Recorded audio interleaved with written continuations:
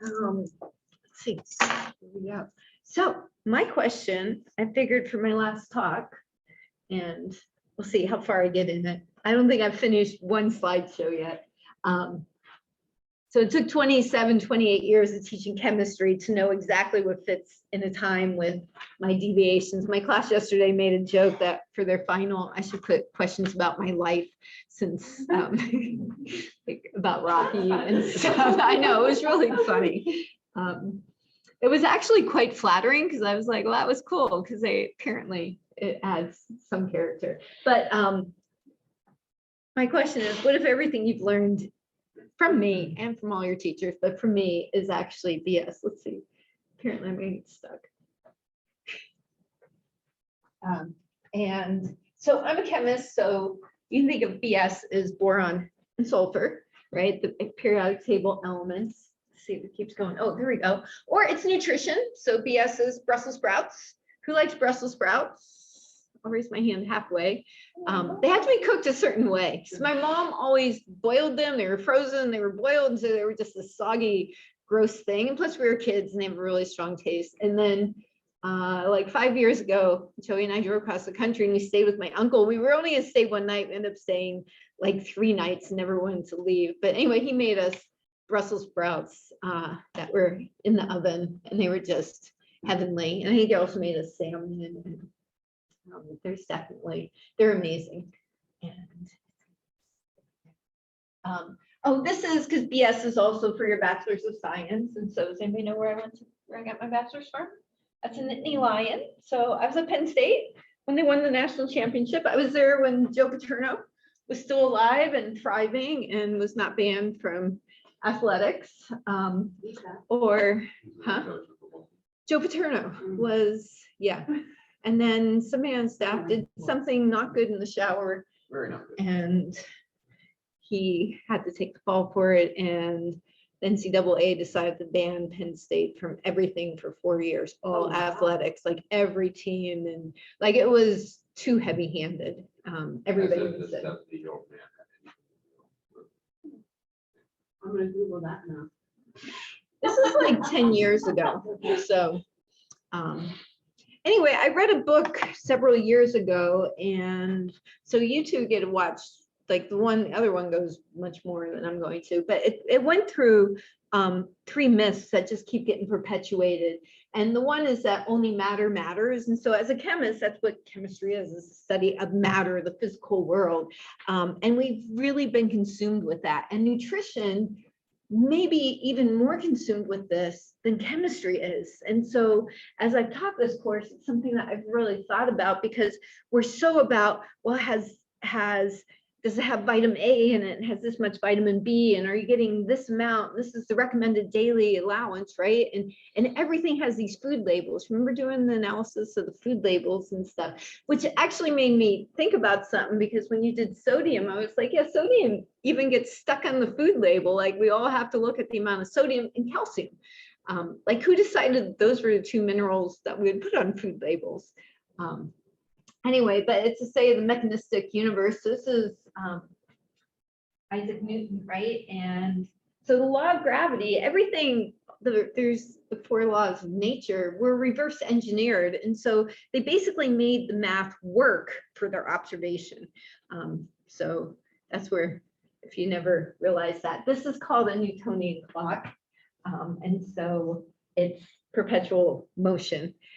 And that is us that we think, and when you take anatomy and physiology and medicine, that this is kind of what we've reduced ourselves to, is that we're mechanistic and we treat ourselves like cars, that we can fix what's wrong, instead of realizing we're whole beings. And so everything can be reduced to these mathematical equations, which are just a building block, right? So laws of nature, and then of course materialism, which is just weighing us all down, whether it's the food and the amount of food people eat, but like, yeah, the amount of delivery people just amazes me, because there's really not more cars on the road. It's just there's so many delivery trucks and they drive terrible.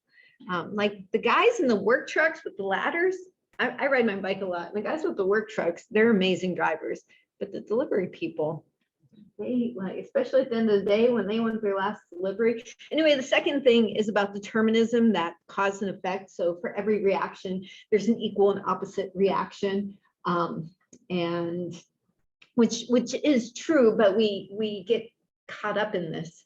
And so the question that was proposed is, can we really predict and control the outcome of nature? And then of course we say, well, we have a pill for that. And so I guess that's what I wanted to say is we want to be careful, because if we do look at this, this is all letters, which are vitamin pills.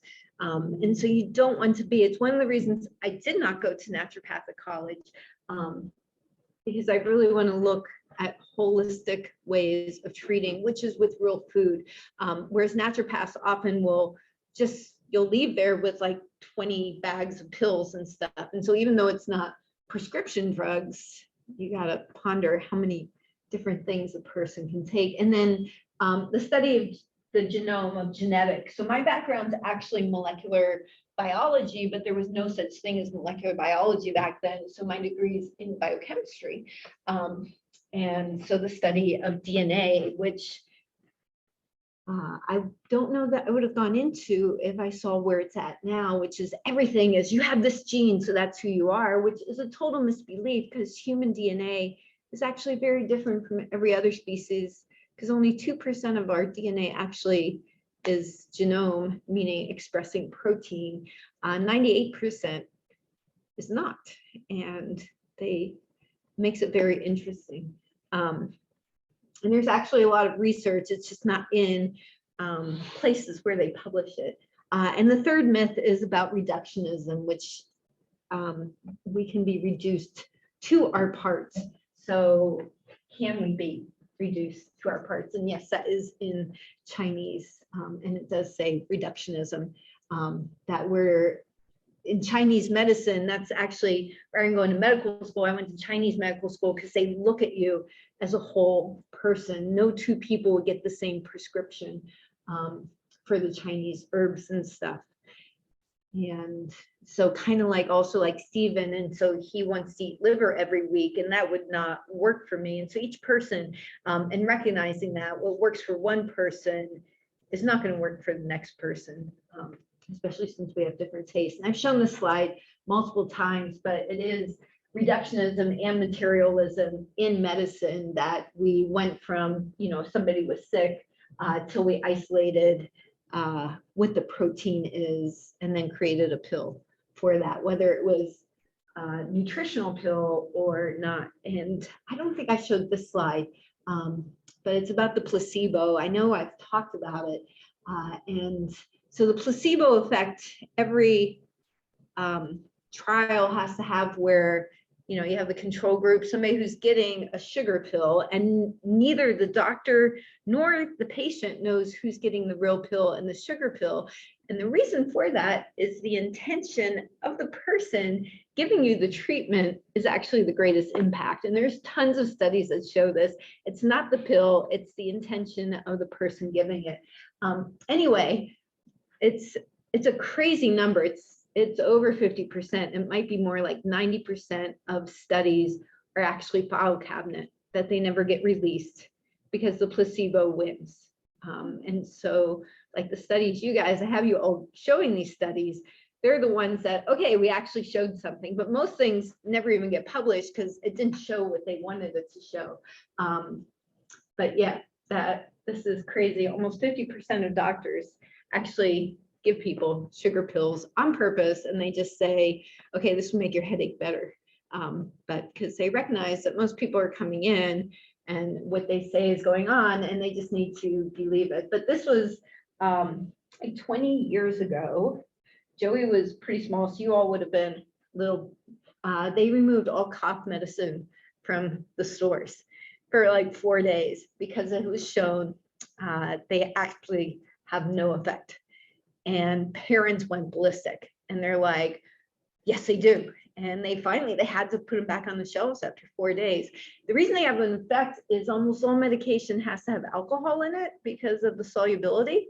And it probably numbs the kid and they sleep better. But and sleep. So I don't know what happened, but I have my iliopsoas does something weird, my sacrum goes out. And it really was the next morning when you wake up, because you're able to, I sleep beautifully. Your body just turns off, and that relaxing does more than any medication. Antidepressants also over 50% and is placebo.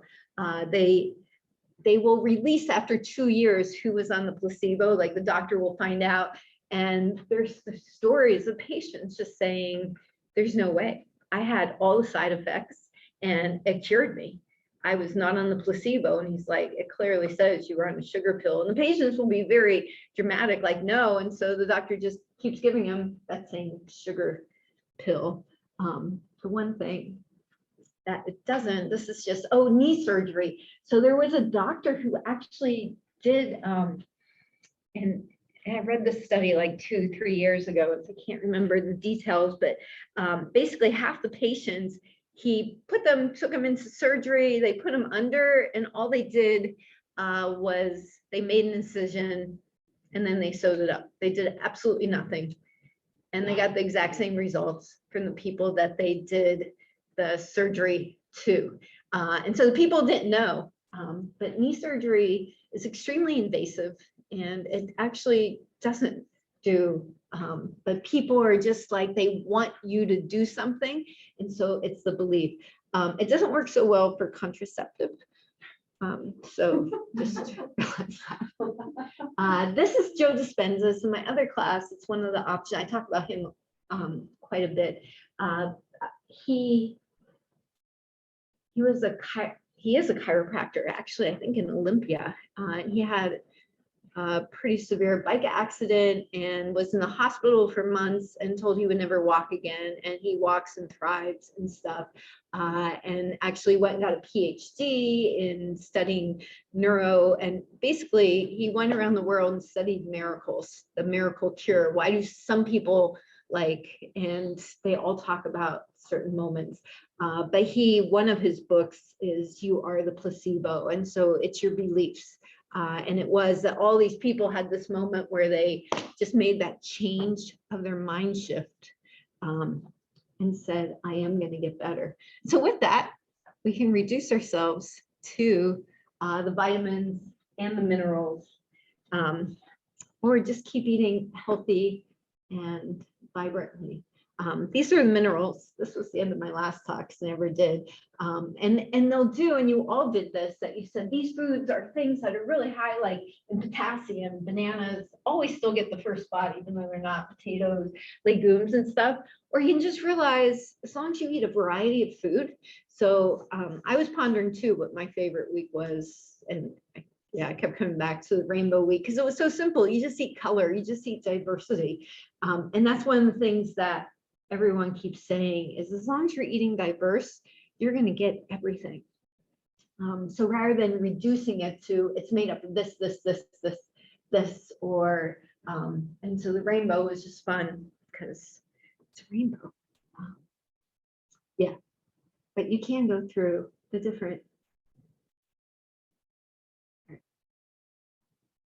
And see tofu. We made tofu yesterday. And so my lab yesterday, they pretty much spent 10 minutes making the tofu, and then they had to wait 20 minutes for it to do something. And then they did something for 10 minutes and they had to wait a half hour. So pretty much it wasn't much going on, but everybody got a chance to just chat and desensitize, and nobody was sitting there on their phones. But chocolate also is really high in pretty much everything.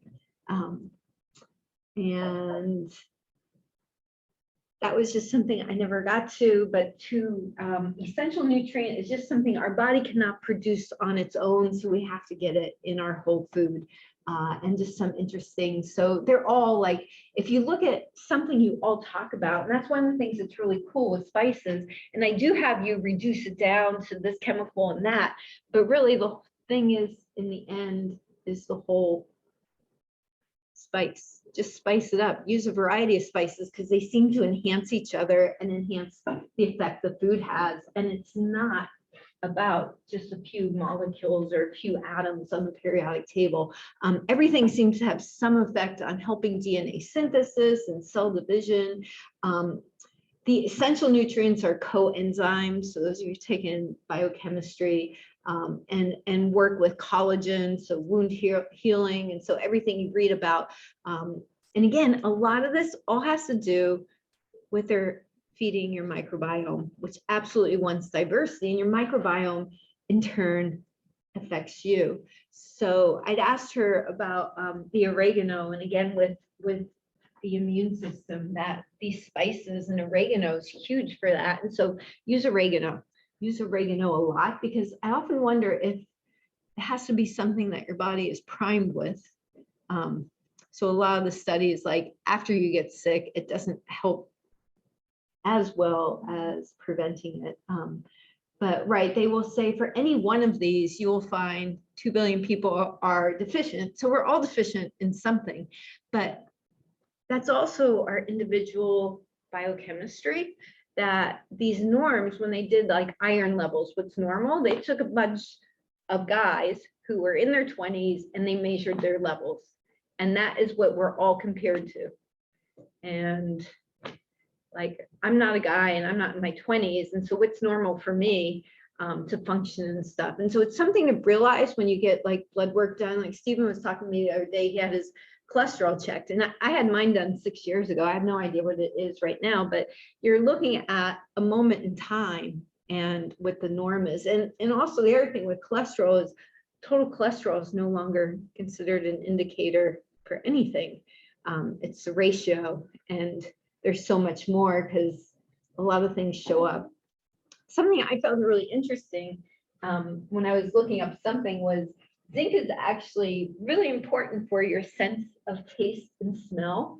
And zinc is also, a lot of people will take zinc during cold and flu season because it's again, not something that once you're sick, but it's more that your body has enough zinc because it's a cofactor for certain enzyme and stuff. It really made me think, because that was one of the big things with COVID, that some people lose their sense of taste and smell. And so then I was wondering, is it because they already have a zinc deficiency? And so are we looking at this whole thing wrong, that we've become so deficient in everything because our diet is a piece of crap? And that's what your 3-day analysis should be, that hopefully you look at it, and we all had blips. I have blips all the time, and that's fine. You recognize it, but it's that you can always go back to that, or thinking there was this 1 week, and it wasn't just like you did the rainbow, but there were other things that came into play, like everything in life is just flowing. Eating healthy really does help to make other things flow, because if your digestion's flowing, everything else, your mood tends to flow and stuff. But sitting down calmly, like that was one of the things with the blue zones, is trying to eat for the week without your cell phone. And a couple of people commented on that they really put the cell phone away and they sat and chatted with the family that they were always sitting with. Like, how simple is that? And how many of us don't do that? Like, I don't go out to eat, but when I did, it just always amused me. And it's probably because of my age, because I could look back, but people would be sitting there and they're all on their phones. Or my one class, I sit there and they're all waiting for me and they're all on their phones. And so that was really cool today, coming in and seeing Josie and Elena waiting for me, and they were like actually chatting with each other. And so I used to joke that I knew I succeeded if I show up for my final to give 5 minutes late and nobody's on their cell phone. They're all sitting around talking and stuff like that, which anyway, so which came first? Is it the zinc deficiency? And so our immune system, because we're so depleted, and you go to the grocery store and really look at what people, and then the other thing, kind of like with all their talks today, every one of them at too high a level or too low a level, right? Deficiency, you pretty much had all the same symptoms. And so it just runs off those symptoms, which are also like, if you listen, I don't have a TV, I don't hear commercials, but remember they don't do this, or it might cause boo, and they list off a whole bunch of random symptoms. And the other thing, which a couple of you mentioned, it's interesting because the government's like, don't do this, because they don't want you to do oil of oregano. And I don't know if it's the government, the pharmaceuticals, or what, because oil of oregano, huh? Clove oil. Oh, there's- clove oil, yeah. And the lady who brought me stuff yesterday, and she's like, oh yeah, all the websites are like, no, can't do this because it might cause that they don't want us to recognize there's magic in these spices.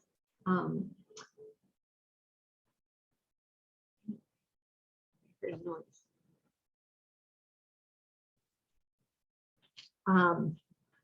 So when we talk about the elements, when I talk about the elements, most people think periodic table. Usually this wall is a huge periodic table, the elements like iron, magnesium, everything. But what I always start by talking in my chemistry class. So if you guys do come and take Chem 104, I get to teach it in the fall again.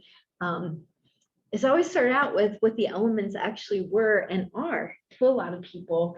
And a lot of people do gaming, and so the elementals show up. And so every culture had this idea of elements, that we were built up of something, and every culture had certain ones. So these are the ones from Aristotle, which are actually common in almost all of them, which is water, fire, earth, and air. And part of the reason these succeed is this is anything that's a gas phase and we're breathing, right? So when we're talking about air is an essential nutrient. So as essential nutrients, we all think about zinc and vitamin B12, but air is actually an essential nutrient because we need the oxygen. Earth, and so that's the food provided by earth. Fire, which is the transformative in our digestive tract. And then the number one nutrient in any alternative or in nutritional books is water. And so I actually had made this slide, and this was actually there to remind me. So there's actually a fifth element, and almost everyone avoids it because nobody knows what it is, or everybody's afraid to talk about it. Does anybody know what the fifth element is? It's ether. And so ether is the etheric, which is probably love, would be an explanation of it. So this picture I love because it showed all five of them, and then I pondered, and I'm still trying to figure out, I'm assuming like the leaf that's dying there, because they definitely have, this would be earth, right? If that was air and it's oxidizing it, or I'm trying to figure out if this is ether then, or what they were trying to say. Anyway, I thought it was pretty funny. But the very first presentation I made was pure water. And then, like I said, I tend to be long-winded on stuff. And partially because there are so many proverbs and sayings about water, that pure water is the world's first and foremost medicine. So we all know, right? Let food be like medicine, but also water. And there is something, because we're all big into, oh, we're killing Mother Earth, we're killing Mother Earth. We're actually not killing the planet, we're killing ourselves. The planet actually is revitalizing itself. It has a way of revitalizing it, but we've contaminated our water. So our bodies, though, are the ones, and the same with air and stuff. And anyway, so you may know how much of the Earth's surface is water. Something crazy. Yeah. I think 4%. it's usually around 70-ish. It's obviously not 97 or 100 because we're not living completely in the ocean. So some places say 71, some say 74, but whatever number it is, it's actually the exact same number as the human body, the percentage. So we are actually 70-some% water. Whether you have to pee or you're dehydrated, it's not going to make that big of a difference. And this is, so Rumi is one of the greatest poets ever. And I think I'd seen this quote right before the class began. And so, so you are not the drop in the ocean, you are the entire ocean in a drop.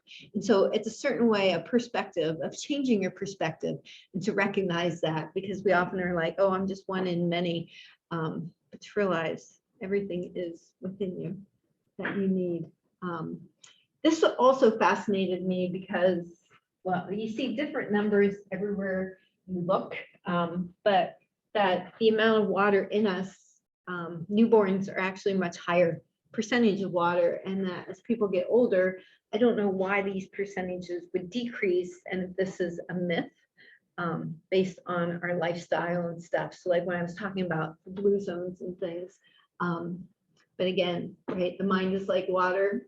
When it's turbulent, it's difficult to see. When it's calm, everything becomes clear. And so meditation, I mean, how many people, if you're out walking, you want to walk by water, or when you come to water, you do pause and just reflect for a moment. And we're really blessed here because we're right by the Columbia Gorge with the waterfalls, or which I heard now you have to have a pass To drive through. but you can bike without a pass. I don't know. I guess I'm gonna find out. I was like, I'm assuming You don't it's even pass to drive where? the Columbia River Gorge Waterfalls and stuff like that. to go on the old highway Yeah, there's getting so crowded now. Oh, wow. every day. I knew it used to be weekends, but it's like every day of the week. You can get it online. So, because some days they don't even allow cars. I wish they actually did have one day a week that was no cars, so people could just bicycle. It would be amazing. Another Rumi quote: "Let the waters settle, and you will see the moon and the stars mirrored in your own being."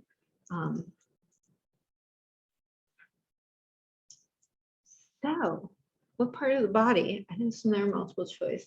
It's not going to be the bones. We know that's because that's the earth element. So you can pick brain, heart, muscles, kidneys, skin. So this is hyaluronic acid, which baby skin is like pure hyaluronic acid. So again, a reductionist thing, but the slime of slugs and snails is in every face cream, which is hyaluronic acid. And so in Asia, these are high pollutant spas that women go in, and they just have slugs, slime all over. Slugs and snails are all over the place right now. It's that season, the wet season. Anyway, I always offer it as an extra credit if somebody did this as their topic and came in with slugs on them. I seriously thought about just trying it because it sounded kind of fun, but then I was like, ew, then you get the slug up, and then somebody's like put on your face, and then fall. Anyway, it's actually none of these. This is interesting because they often talk about when you start losing fat, you're actually losing a lot of water weight. Yeah, liver is actually more in the kidneys, and liver does so much for us, but it's actually none of these. It is actually, oh, I missed a quote. Oh, Leonardo da Vinci. So water is the driving force of nature, right? It is actually, your eyes are 95% water, which really makes you think. Yeah, so this is from the Tao Te Ching. So do you have the patience to wait until your mind settles and the water is clear? So a lot of the mindfulness stuff we talked about, and that was one of the things I really liked about the blue zones. Figure that was some kind of intervention that I ended up waiting to do that till the end because it was nice because it incorporates a lot of the stuff we talked about. And so again, your 3-day analysis, it's due by Saturday, so you can start today. You have to start by tomorrow because today's Wednesday. We didn't have a Monday. So Wednesday, Thursday, Friday, and then just write down what you're doing every day. You put down your cookies and your peppermint and your apple pie slice and stuff. But yeah, that's Bruce Lee. I think everybody knows that. But the thing about water is where all the other nutrients, right? They dissolve in there. There's another Bruce Lee quote. Water does everything for our body.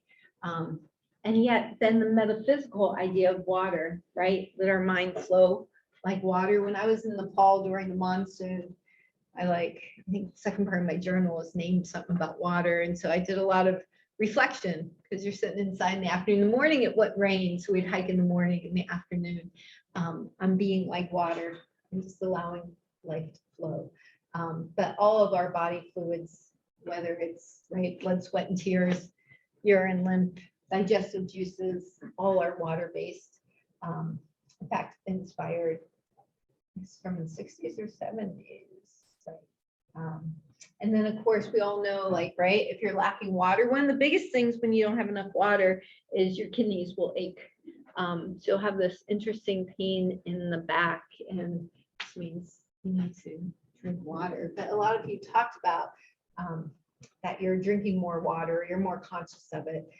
And so water, for me as a chemist, it is right here. Water is the only substance that exists in all three states of matter naturally on Earth. So we think water as liquid, but we also have the solid as far as the ice. And we're always taking pictures of this element. It is so reflective in how it shows light. But what's so special about water is that it is polar. So here's another roommate, love and water in the same quote. And so you have, I'm pretty sure you all know, right? So it's an oxygen with two hydrogens, and oxygen is just really greedy. And so it's polar. That's why the polar bear is there. It's really simple, shapely, it's polar. And so that pulling allows things to dissolve in it. And this is a mystic. He's alive and thriving today. And when he gives talks, he'll have millions. So we're not talking about concerts with tens of thousands of people. We're talking millions of people will show up to hear him talk. He was a businessman, and he's from India, which is where all these folks are from. And then one day he just, I think he was going through a life change, and he went and he just sat down and he fell into that zone. And when he woke up, all these people had put garlands of the orange garlands they put around and stuff. But he gives talks. So his name, what he goes by now is Sadhguru. But he actually, I listened to a talk by him, and it talks about like the vessel you store water in. I had a student, and so she actually would write affirmations on her water, because you're drinking water every day. It's like even more than your food. So we really take it for granted, the water molecule. And so if you've never heard of this, this is, and I'm not going to remember his name. Anyway, it was a Japanese scientist. He's also alive and thriving. And so he would take water, and we know we can crystallize it. And they say no two snowflakes are the same. And he would crystallize it in a special way. And then they'd look at it under a light microscope. And he would always see different crystals. And then they would say a word as it was crystallizing. And then they started just writing the word. And so those were just some of the crystals that they formed.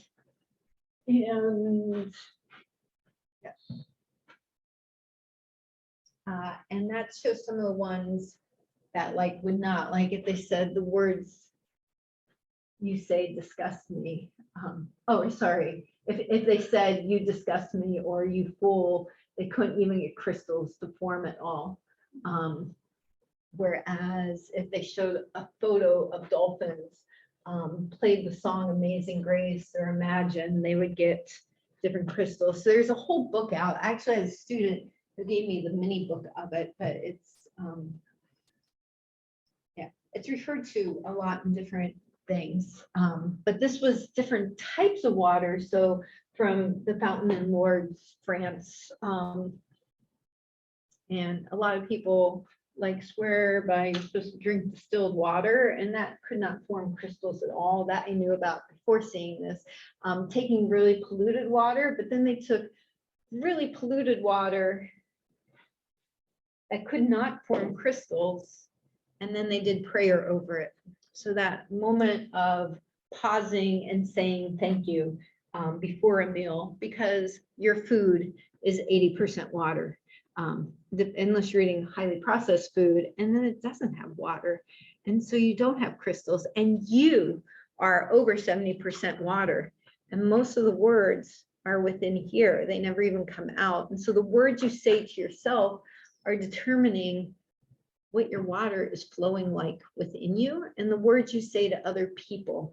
And so recognizing that, as well as the food, and having that time of, and again, it's been really fun reading the Blue Zone ones that I got to last night. Anyway, there's also, we talked about with fasting and stuff. But it's like almost been overdone, the whole idea of water fasting, and people will put doctor on their name. You don't even know if they're really a doctor or not, but water fasting should not be done unless you're under a doctor's care, unless you're just doing it for a really short time. I do know, I have a former student who did like a 40-day water fast. He went to, there's centers that do it. And they actually have to check to see if you would qualify, because some medical conditions, they couldn't do it because they could hurt you. That's one of my favorite quotes of all time from Mother Teresa, which actually inspired me to make the talk, which is, we ourselves feel that what we are doing is just a drop in the ocean, but the ocean would be less because of that missing drop. And so it's just a lovely quote. And we're thinking that we can. We're talking about not drinking water for 40 days? No, that all they have is water. Oh, okay. So a water fast is you're fasting from everything except water. 40 days? Yeah, they're at a facility. You have to be under, because one of the problems with fasting around people is people are eating and stuff, and so you get distracted. I've never done a water fast. I've done a juice fast, but you have to be really mentally prepared. Some people do like 2 or 3 days or a day a week or something, but if you're gonna do a long-term fast. So he also talks, he's got one of the greatest senses of humor because he's let go of his ego. That everybody laughs at Americans because we all walk around with water bottles. You go to India, which is extremely hot, like we don't understand the heat here, and nobody's walking around carrying water bottles. And so anyway, they find it interesting, but it's also because the food we eat is so depleted of water. So there's also talks that you'll hear of people who don't drink any water, but they're eating vegetables and fruit, and that has, because it's such a high content of water, that they end up actually being more hydrated than all these people walking around with their water bottles. And this is actually interesting because I heard this way back 30 years ago when I was in Chinese medical school. And so our body has to warm up everything that goes in it. So in Chinese medicine, you never eat anything cold. They probably also didn't do things raw because of the amount of contamination and stuff, but cold water, our body has to warm it up. And here, everybody pretty much only drinks cold water, or they put ice and stuff in it. And it's really interesting because anyway, when I was in Asia, I was really happy because everybody drinks warm water there. Everybody drinks tea and stuff, and everywhere you go, you can find that. Once you make the switch, you never want cold water again. But it was really interesting because my bestest friend, he always had ice in his water, and then he always wanted his food, like the salad needs to be cold and this and that. And I always have my salad like at room temperature for an hour before I'm going to eat it, right? Because I don't like cold food. But it was a guy at the bike shop made a comment to him. Apparently, it's probably a fad on TikTok that you're not supposed to drink cold water. So I'm like, okay, so it's a guy at the bike shop, and now you're not going to drink cold water as opposed to what I've been saying. Anyway, also in Ayurvedic medicine. And then there's a whole thing if you're drinking the water the right way. So he talks about the way that the water goes through the pipes in our culture and stuff, the number of bends, which gets into too much detail and stuff. But if you like, he's become like a superhero to a lot of people, that you can give them on a water bottle, or they have, it's something in many cultures of drinking out of copper, because of the vibrational qualities of the copper. Not that you're getting any copper, because that's copper metal, that's going to be different. Just quotes. But there's also, so Agni is a word from Sanskrit. So in Ayurvedic, probably the most ancient of medicines, the importance in Chinese medicine, the importance of the digestive fire. And so the fire elements. And then, right, eating dirt, we've talked about that. So your microbes, microbiome and stuff, and that kids who do get messy tend to actually be healthier. And so you have these people who are very pristine, their house is very clean. If you come to my house, I have this girl I sponsored in Nepal is coming here this summer. And my home's very humble and my kitchen is a mess. And I remember first time I walked into a friend, I worked with a gal from China and walked into her house. And I went there as many times as I could because the ceiling just had stuff on it in the kitchen. I'm like, and you walk in people's houses and their kitchen's pristine. It's like, let's go out to eat. Because to me, it's a real cook. You're gonna walk in and you're gonna smell, the whole home is just infused with the smell of spices and stuff.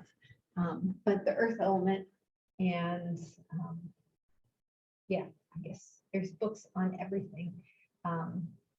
But there's also, believe it or not, besides the water fasting, this is a fad that you do virtually eatings. This is from France. And so you don't actually eat the food. You actually make the food and you put it in front of you and you smell it and you imagine that you're eating it. I was like, is this for real?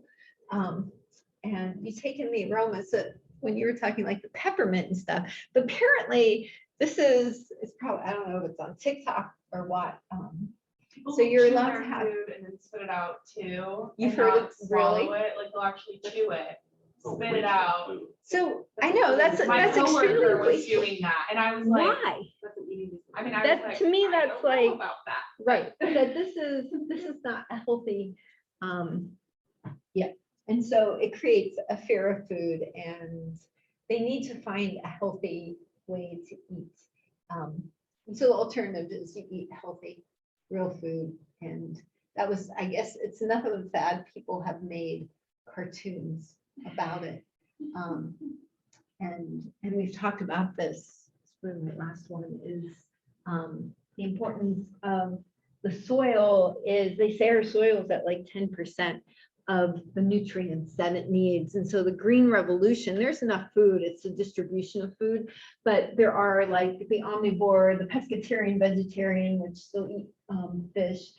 People who are vegan, people who are raw vegan, people who are fruitarian, which actually you have to be careful because fruit doesn't have enough protein. Vegetables do. The people who are mono, if you're mono anything, you're going to eventually be depleted of something. People who only have liquids. I had a student and I was doing some kind of thing. She was doing it wasn't a juice fast. She was putting everything through and making it into a liquid. And she ended up gaining 10 pounds in like the 40 days. And she was like, I couldn't understand why. And it was because she was adding protein powder. So a lot of these fads are extremely unhealthy because it's like, well, I can't have this, but I can eat this highly processed powdered stuff that I'm putting into it. And then there's, of course, the people who are breatharians, which they don't eat. I don't know if anybody's heard of them. I've heard several talks from these people. And they get to a point where they actually don't need to eat, which I don't know. You hear about them like in other cultures and stuff. Yeah, we'll end there. This is another one. You should never do this. This is people actually get this clay from certain places and it binds inside of them and it causes terrible, terrible things. All right, so